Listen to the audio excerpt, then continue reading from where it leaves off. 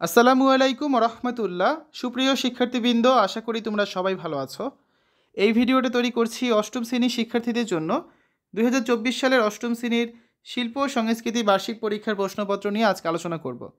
শিক্ষার্থীরা, তোমরা জানো যে এনসিটিভি থেকে তোমাদের একটা প্রশ্ন দেওয়া হয়েছে, যার আলোকে তোমাদের শিক্ষকরা পরীক্ষার প্রশ্নগুলো তৈরি করছেন। তো আমাদের চ্যানেলে সেই প্রশ্নের সম্পূর্ণ উত্তরটা দেওয়া আছে। কমেন্টে প্লেলিস্টের লিঙ্ক দিয়ে দিব, তোমরা সেখান থেকে চাইলে ভিডিওগুলো দেখে নিতে পারবে। এছাড়া আমরা বেশ কিছু স্কুলে প্রশ্ন নিয়ে আলোচনা করেছি, সেই ভিডিওগুলো তোমরা এখান থেকে দেখে নিতে পারবে। আজকেও একটা স্কুলের প্রশ্ন আমরা দেখব। যশোর জেলা স্কুল যশোরের অষ্টম শ্রেণীর শিল্প ও সংস্কৃতি বার্ষিক পরীক্ষার প্রশ্ন এটি, যেটা আমরা ফেসবুক থেকে সংগ্রহ করেছি। ক বিভাগে থাকবে তত্ত্বীয় অংশ, যার মোট মান হচ্ছে 65। তো প্রথমে থাকবে এক কথায় উত্তর দাও এই ধরনের কিছু প্রশ্ন। তো প্রতিটা হচ্ছে এক করে, 15টা প্রশ্নের জন্য 15 নাম্বার। তারপরে থাকবে সংক্ষিপ্ত প্রশ্নের উত্তর দাও। এখানে মোট 5টা প্রশ্ন থাকবে, সেখান থেকে তোমাদের যে কোনো 4টা প্রশ্নের অ্যান্সার করতে হবে।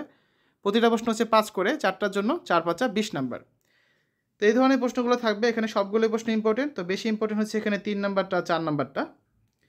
3 নাম্বারে দেখো ছবি দেখে লেখো। এখানে একটা কাজ থাকবে, একটাই হচ্ছে 10 নাম্বার।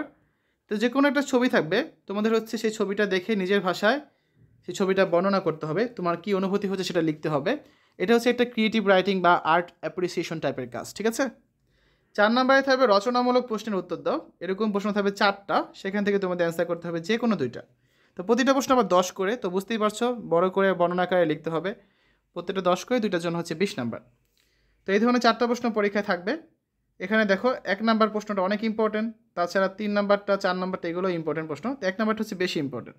তো শিক্ষার্থীরা, আমরা হচ্ছে তত্ত্বীয় অংশ নিয়ে আলোচনা করলাম, এখন দেখব খ বিভাগ ব্যবহারিক অংশ। এখানে থাকবে 35 নাম্বার।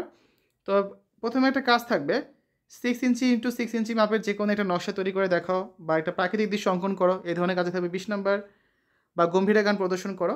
আর বন্ধু খাতার জন্য থাকবে হচ্ছে আরও 15 নাম্বার, ঠিক আছে।